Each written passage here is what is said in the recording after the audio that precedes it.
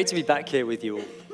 Last year, I was standing by a podium with a laptop, very nervous because I was going to be demoing live software to you. And I'm so grateful this year that I've got Alex with me, who's going to do that bit. Someone's going to do it. Don't screw it up. Absolutely.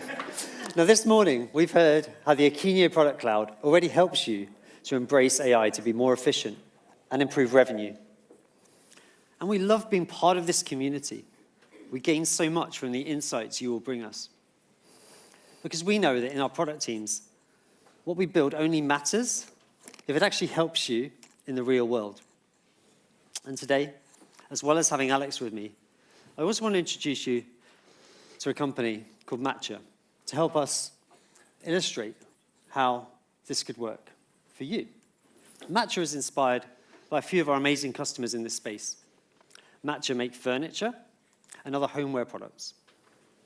But changes in buyer behavior are making it increasingly difficult for them to create relevant product experiences for their customers. They now need to get their products to more places in more ways, and they need to be able to adapt fast as customer expectations continue to rapidly evolve. And of course, behind every great brand is a strong team. Matcha's team are all key to shaping product experiences. They know there is a lot involved to get a product to market. They have to get everything into one place. They need to make it great. They need to contextualize it for each channel. And they need to be able to constantly adapt based on the changing market. Now let's think about how that works for Emily, the merchandising manager at Matcha. Emily's role is to make sure that every product tells the right story and that customers can easily find Matcha's products. And she knows that reviews are full of insights. But there's just too much there to keep up with it. When she starts digging in, there's so many products, there's so many reviews. As Fred was saying earlier, at Akeneo, we have one product. We have a challenge trying to keep up with all the insights for one. Many of you have got over 1 million. So that's why today we're going to be introducing a new component of our product cloud, PX Insights. And Alex, can you show us how PX Insights can help Emily make sense of this now? I can indeed. Thank you, John. So yeah, we can see on the screen we've got the demonstration now. And I hope, although you're all hungry for lunch, I hope you're also hungry for saucy new features. We are. My stomach is rumbling. Good. So, Emily, merchandising manager. Obviously, like many people in the room here today, she'll be one of the predominant people who is using Akeneo PIM on a daily basis. And she knows that there are insights inside those reviews. She knows that their customers are giving them kind of liquid gold almost. It's just impossible to extract it. It's too many products, too many reviews. With PX Insights, as John said, those tools are now within the PIM. So initially, what Emily would want to do is try and identify which products she should even be focusing on in the first place. With PX Insights, there are going to be 2 new columns which can be added to the product grid within Akeneo. She can have the number of reviews, and she can also have the average rating, which seem like quite basic pieces of information, but these are essentially going to allow Emily to laser focus to the products that she wants to delve further into. This quilt, as an example, is the one that beforehand she was trying to look at on the website and read through the reviews. So PX Insights within a product edit form is going to have a new part of the navigation within Akeneo PIM.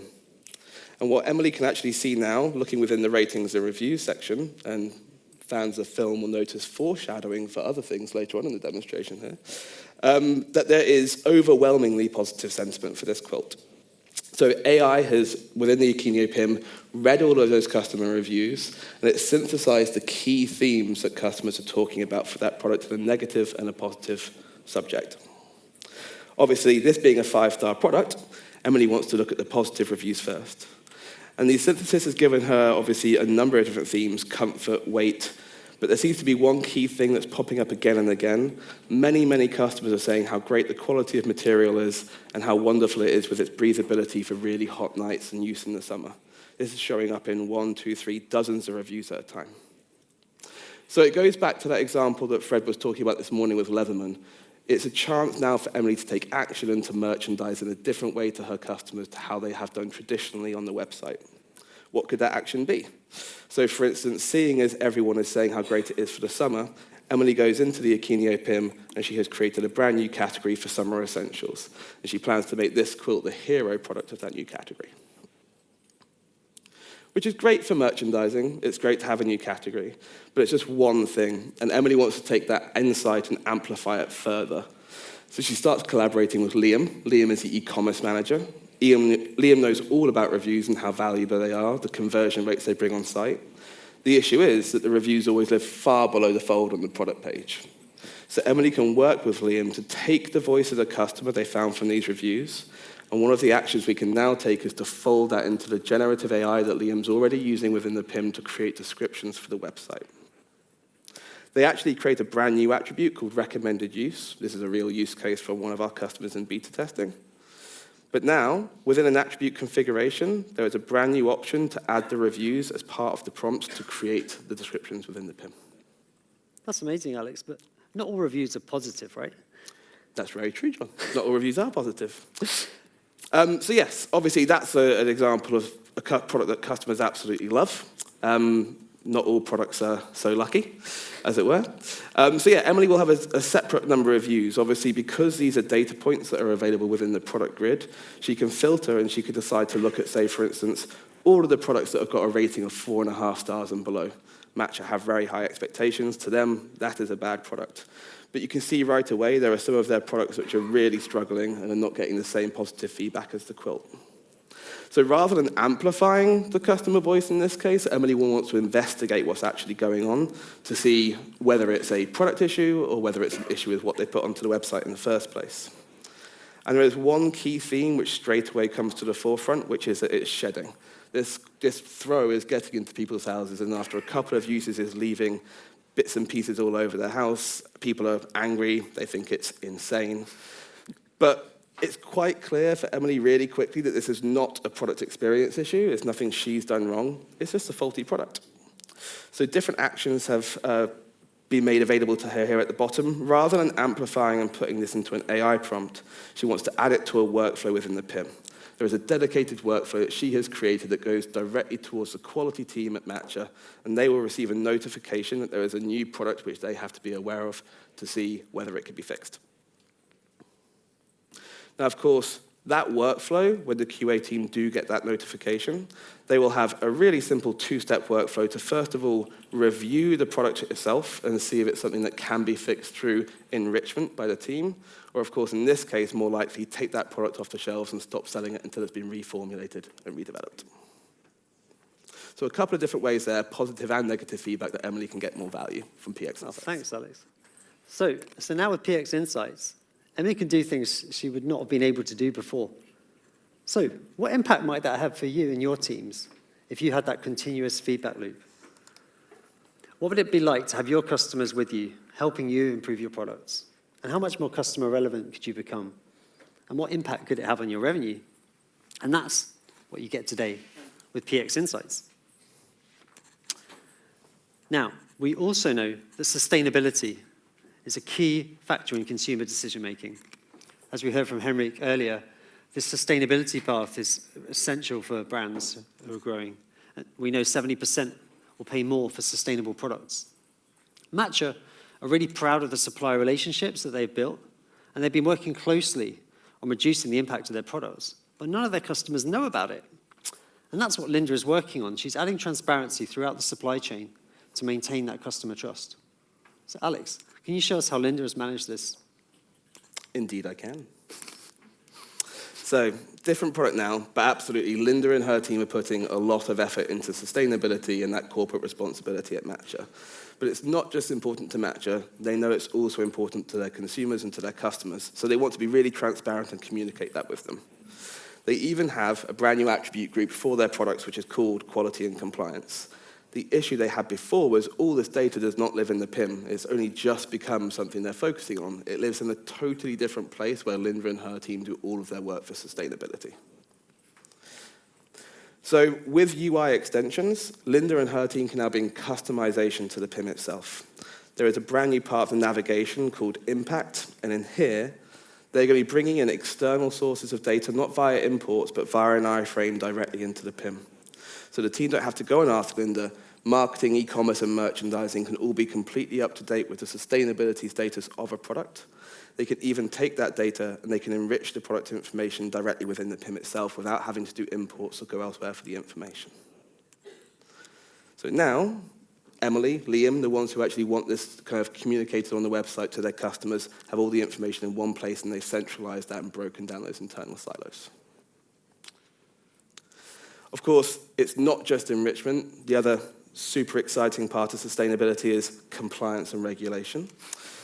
And that's really important for certain materials, but it's only important when it's important. It doesn't need to be on every single product, only when certain things are present or certain materials are being used. You can see, for an example, that this particular one, which is a bedside table, has wood certifications because it is, funnily enough, made of wood. But Linda doesn't want this to slow down the team. They don't want to take longer for enrichment. So they've actually used one of our new features, which is data dependencies or attribute dependencies within the PIM. You can see here, for instance, when the ERP sends this information through, because this is made of solid wood, it is triggering a dependency for those certifications. So Linda doesn't have to worry about the products going to market without the really key information, that critical compliance information for markets. What this dependency does is make sure that any product that has got certain materials, such as wood materials in its product data, it is going to display a wood certification. And she can have one of these for multiple different materials, for multiple certifications within the PIM. That will affect the completeness and the readiness of those products before they're sent out to market. Amazing. Thanks, Alex. So not only does Linda have the flexibility to adapt to match her sustainability goals, but with these new capabilities, she can streamline the work of her team so they can put their efforts where it really matters, where it most is needed. So now we're going to move back to Liam in the e-commerce team. Liam's job is to get the products out on the main consumer commerce sites in the right way, wherever the customers are in the world. Now he's more control than ever before as part of their transition to their new commerce platform. Alex, how can Liam take the same products to his website? So slightly different for Liam. Obviously, he's not part of the sustainability team, but he still wants to bring customization to the PIM and to keep an eye on all the updates that are being made to their brand new SAP Commerce Cloud front end. So for Liam, it's more of a link rather than an iframe. They've added a website preview button to the PIM on the product edit form, and this will allow Liam and his team to live check changes and updates that are being made to their front end from within the PIM environment itself. Of course, those two different examples are just two examples of what UI extensions can do. We've got an example there of an iframe and a link. They can be managed from within the PIM itself, but it's a really exciting way to be able to customize and augment the reality within the PIM, which wasn't there before. So you're saying that we could basically just put whatever they want there. It doesn't have to be that button. It doesn't have to be that button, and the buttons could be in different places as well, and there's also a lot more coming on this. There is a lab this afternoon, in fact, funnily enough, if anyone wants to learn more. Oh, great upsell. So thanks, Alex. It's great to see how those UI extensions, and as well as that, our app for SAP Commerce Cloud has streamlined their work. We know that curated brand experience on your own websites is so important, and that's why we continue to invest in out-of-the-box e-commerce integrations to make sure that it's easier than ever. And this is a great opportunity to thank our partners in the room today, because we are so supported, as we said, by this product experience community, by people who are making apps for us. And we've had 15 great new apps in the App Store in the last year. And our App Store is really, really going from strength to strength. So let's move on to marketplaces. So Matcha have just hired Jake, because they've never sold in marketplaces before. Who in the room sells on marketplaces? Anyone? Not that many of you. Oh, okay. A few. It's a bit slow on the hands today, so we'll try and get some more audience interaction coming later. Warm you all up so you're ready to eat your lunch later. So you know how, those of you who do, know how challenging it can be. Each marketplace has its own set of needs, not just mapping the product data, but the whole presentation of that product. And there can be a lot of work to meet those unique requirements in each marketplace. Alex, can you show us how Jake could streamline this process? Of course I can. So yes, mapping. Obviously, it really depends on how many marketplaces Matcha are looking at going into, but for them it's dozens. They're also looking at doing it into regions that they never sold into before, which brings across language challenges. But anyone who's ever had to map data for a marketplace knows how time-consuming it can be, even if all the information is in one place. Amazon alone will ask for hundreds of different data points, some of which seem barely relevant to the products that you're selling, just for you to get a product live. For instance, Matcha, because they have such a diverse range, at one retailer alone, they've got 103 different category catalogs that they have to map their data for. That's a huge challenge. So one of the ways that we can help Jake and his team is by using a common catalog. So if we have got a retailer where we're selling in a dozen or even hundreds of categories, 80 to 90% of those mappings can be done completely automatically by default, so their product team can get products to market in days rather than the weeks that it took before. And that'll be across every retailer marketplace they use through the Akeneo activation platform. But mapping's just a start. Marketplaces, retailers, they all have their particular little worlds, and they all want information in very particular ways. So for Matcha, when the PIM was initially implemented, it was done for Liam, it was done for Emily, it was done for their own e-commerce website with no consideration taken of other channels and what their requirements were going to be. It's brought the need for a lot more flexibility within the system so that Jake... Sorry, Alex, what did you just do there? That is a Command K, which for any user of the PIM is a wonderful new feature. I wasn't going to talk too much about it, but it can get you to any area of the system with a quick search box if you use Command K or Control K if you're using a non-Mac device, I suppose. But in this case, it's got me from the product grid directly towards the description attribute, as an example, in a couple of clicks. I know. Wow. We've got like AI. Who'd have thought all this AI and a small shortcut to change from one part to another is the thing that you all clap for. just Command K. That's made everyone really happy. It has. But yes, there's a lot more flexibility, there's a lot more adaptability needed within the business now that simply wasn't there before. Another one of the ones that may garner rounds of applause, it definitely within the pre-sales team did, Akeneo, is these attributes that previously were not configured to be, say, channel scopable or even localizable can now retroactively be changed. Your data model can remain agile and adaptive to the changing needs of your market and your retail marketplaces. So Jake can go in, he can make the description scopable per channel, so he can contextualize that message for the different marketplaces they're sending to.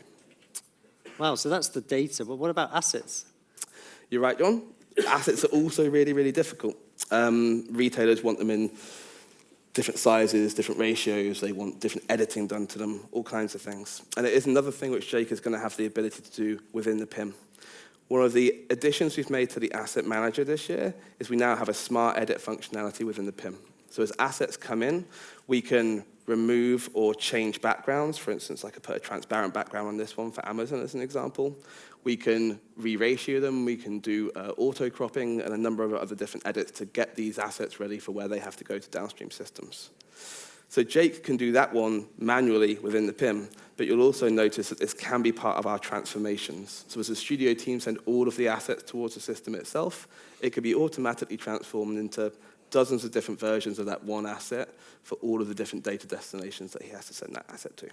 So they can set up profiles, basically, for each channel that they're wanting to sell in. Correct, yeah. Wow.